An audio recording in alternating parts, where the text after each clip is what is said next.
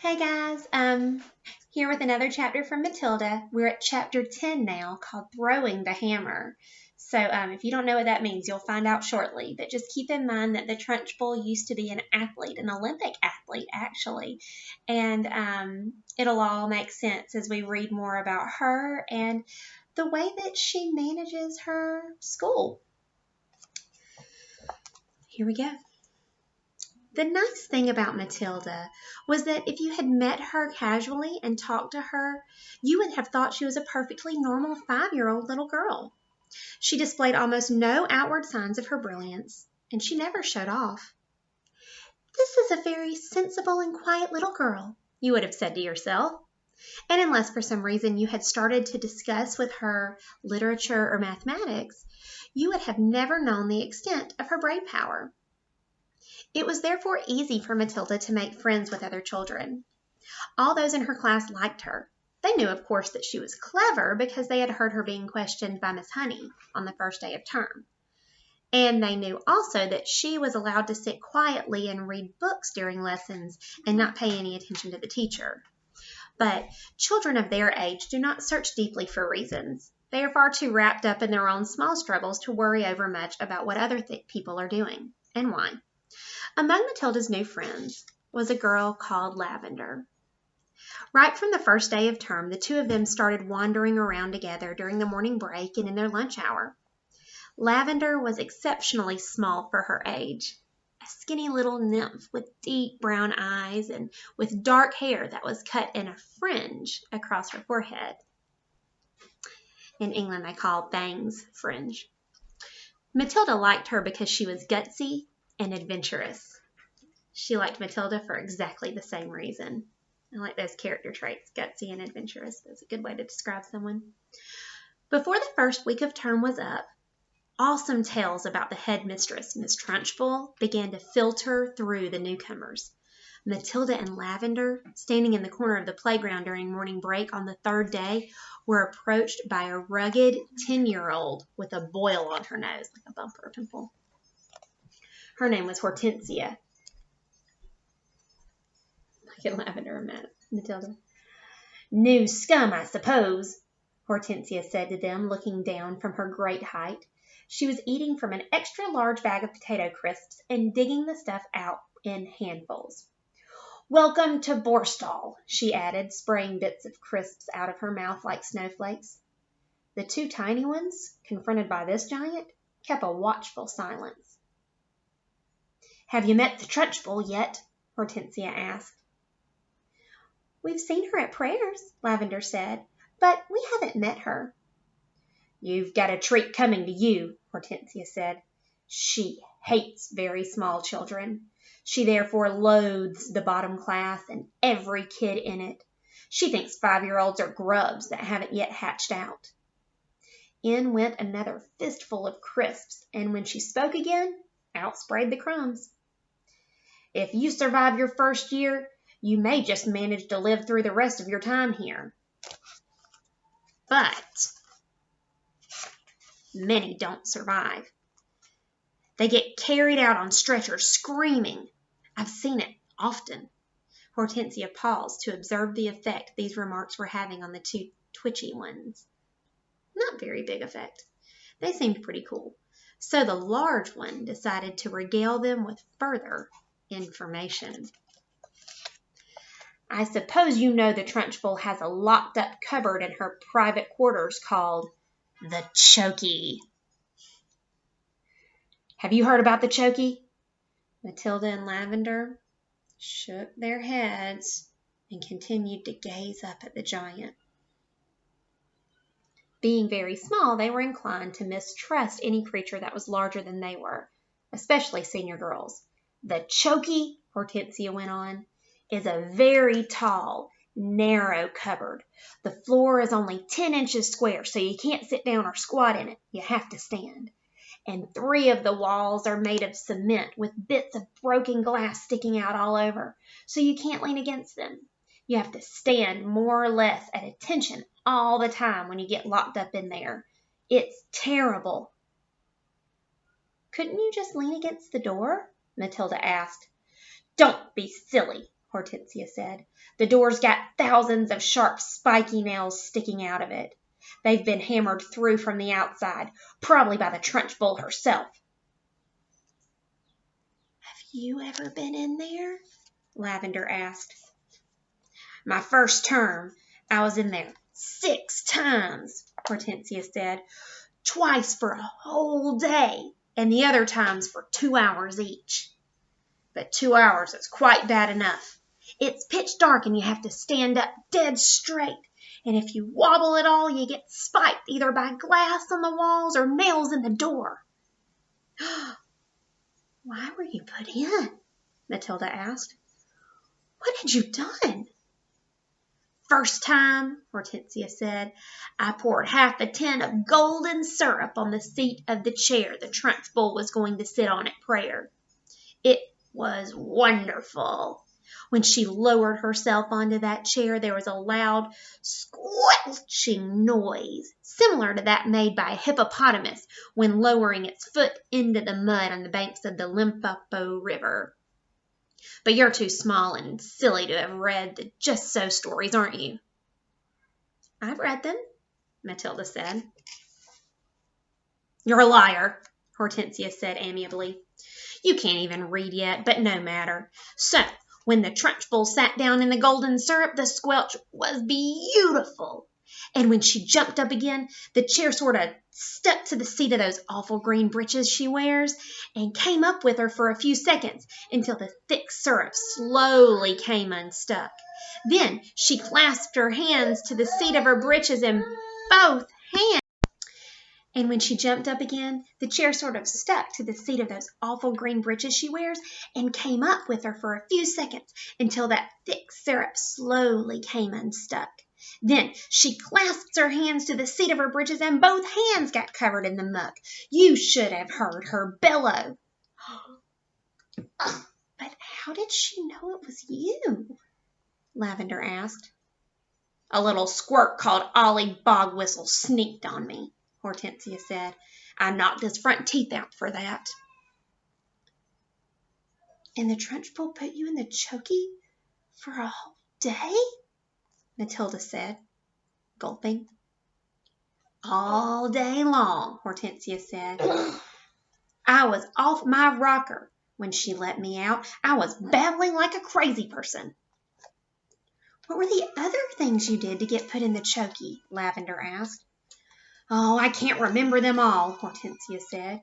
She spoke with the air of an old warrior who has been in so many battles that bravery has become commonplace. "It was all so long ago," she added, stuffing more crisps into her mouth. "Ah, yes, I can remember one. Here's what happened.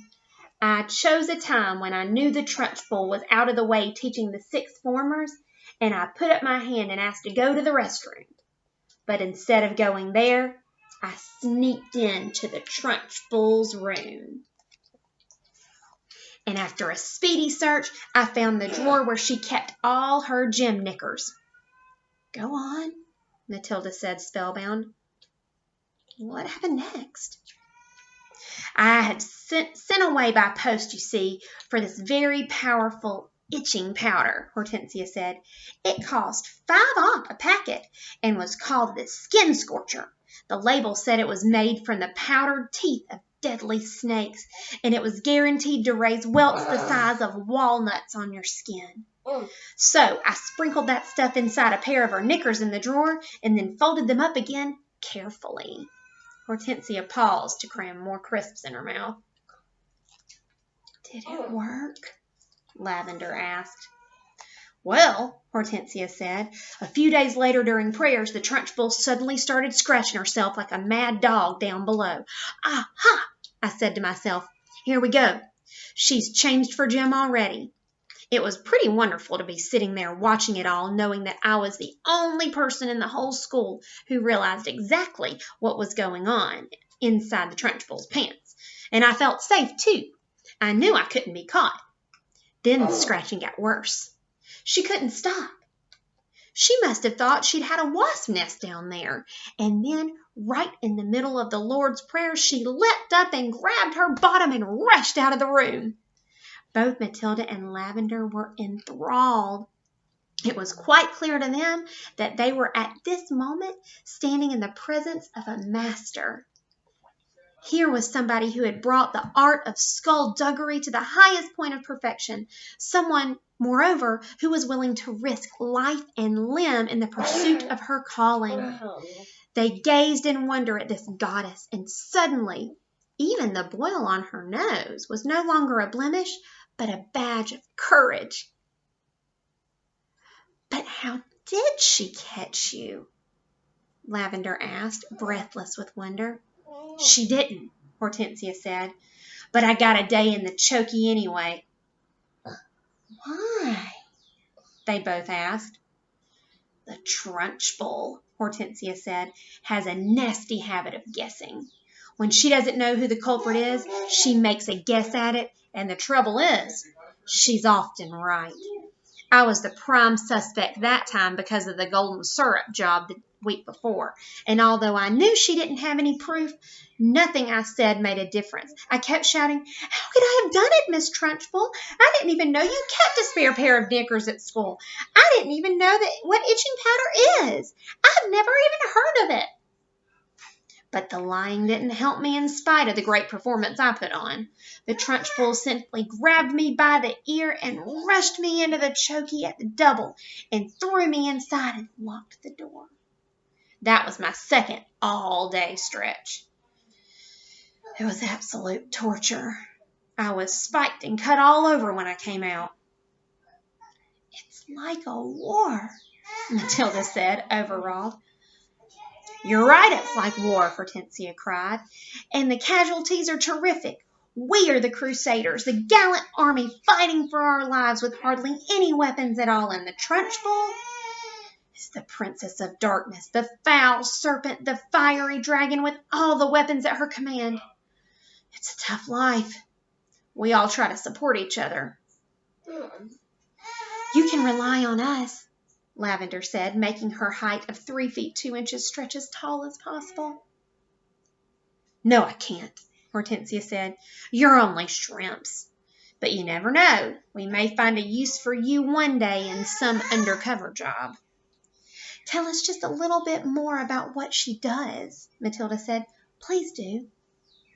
"I mustn't frighten you before you've been here a week," Hortensia said. "You won't," Lavender said. "We may be small, but we're quite tough." "Listen to this, then," Hortensia said. "Only yesterday the Trunchbull caught a boy called Julius Rotwinkle eating licorice all sorts during the scripture lesson, and she simply picked him up by one arm and flung him clear out of the open classroom window. Our class is one floor up, and we saw Julius Rotwinkle go sailing out over the garden like a frisbee, landing with a thump in the middle of the lettuces. Then the Trunchbull turned to us and said, 'From now on, anybody eating in this class goes straight out the window.'" "Did Julius Rotwinkle break any bones?" Lavender asked. "Only a few," Hortensia said. "You've got to remember that the Trunchbull once threw the hammer for Britain in the Olympics, so she's very proud of her right arm." "What's throwing the hammer?" Lavender asked. "The hammer," Hortensia said, "is actually a ruddy great cannon on the end of a long bit of wire, and the thrower whisks it round and round his or her head faster and faster, and then lets it go. You have to be terribly strong to throw it. The Trunchbull will throw anything around just to keep her arm, especially children." "Good heavens," Lavender said. "I heard her say," Hortensia went on, "that a large boy weighs about the same as an Olympic hammer, and therefore he's very useful for practicing with." At that point, something strange happened. The playground, which, up to then, had been filled with shrieks and shouting of children at play, all at once became silent as a graveyard. "Watch out," Hortensia whispered. Matilda and Lavender glanced around and saw the gigantic figure of Miss Trunchbull advancing through the crowd of boys and girls with menacing strides. The children drew back hastily to let her through, and her progress across the asphalt was like that of Moses going through the Red Sea when the waters parted. A formidable figure she was, too, in her belted smock and green breeches. Below the knees, her calf muscles stood out like grapefruits inside her stockings. "Amanda Thripp!" she shouted. "You, Amanda Thripp, come here." "Hold your hats," Hortensia whispered. "What's going on?" Lavender whispered. "That crazy Amanda Thripp," Hortensia said, "has let her hair grow even longer during the holidays, and her mother has plaited them into pigtails. That's a silly thing to do." "Why is that silly?" Matilda asked. "If there's one thing the Trunchbull can't stand, it's braided pigtails," Hortensia said. Matilda and Lavender saw the giant in green breeches advancing upon a girl of about 10, who had a hair of plaited, braided golden pigtails hanging over her shoulders. Each pigtail had a blue satin bow at the end, and it all looked very pretty. The girl wearing the pigtails, Amanda Thripp, stood quite still, watching the advancing giant, and the expression on her face was one that you might find on the face of a person who was trapped in a small field with an enraged bull, which was charging flat out toward her. The girl was glued to the spot, terror-struck, pop-eyed, quivering, knowing for certain that the day of judgment had come for her at last. Miss Trunchbull had now reached the victim and stood towering over her. "I want those filthy pigtails off before you come back to school tomorrow," she barked. "Chop 'em off and throw 'em in the dustbin. Do you understand?" Amanda, paralyzed with fright, managed to stutter, My Mummy likes them. She plaits them for me every morning." "Your mummy's a twit," the Trunchbull bellowed. She pointed a finger the size of a salami at the girl and shouted, "You look like a rat with a tail coming out of its head." My mummy thinks I look lovely, Miss Trunchbull," Amanda stuttered, shaking like a blankmange.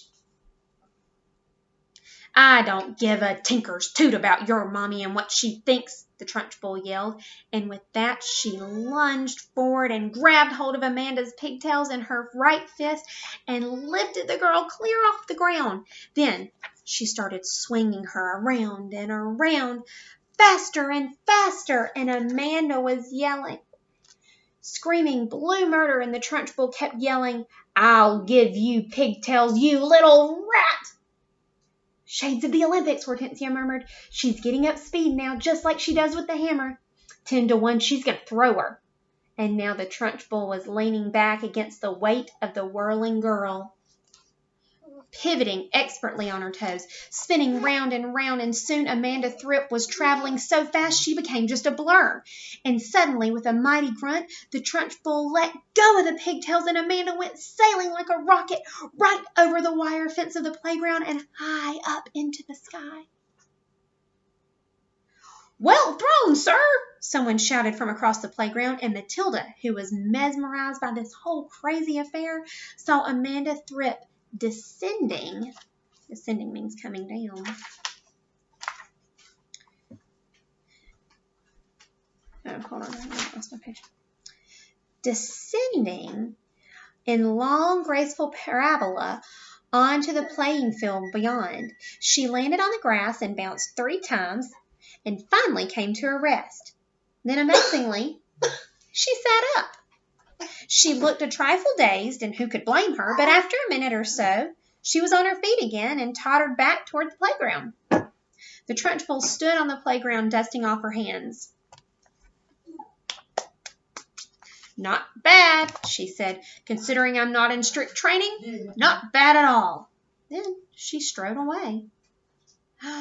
"She's mad," Hortensia said. "But don't parents complain?" Matilda asked. "Would yours?" Hortensia asked. "I know mine wouldn't. She treats mothers and fathers just the same as she treats children, and they're all scared to death of her. I'll be seeing you sometime, you two." And with that, She sauntered away, and there's little Amanda Thripp after she got thrown. And that was the hammer throw.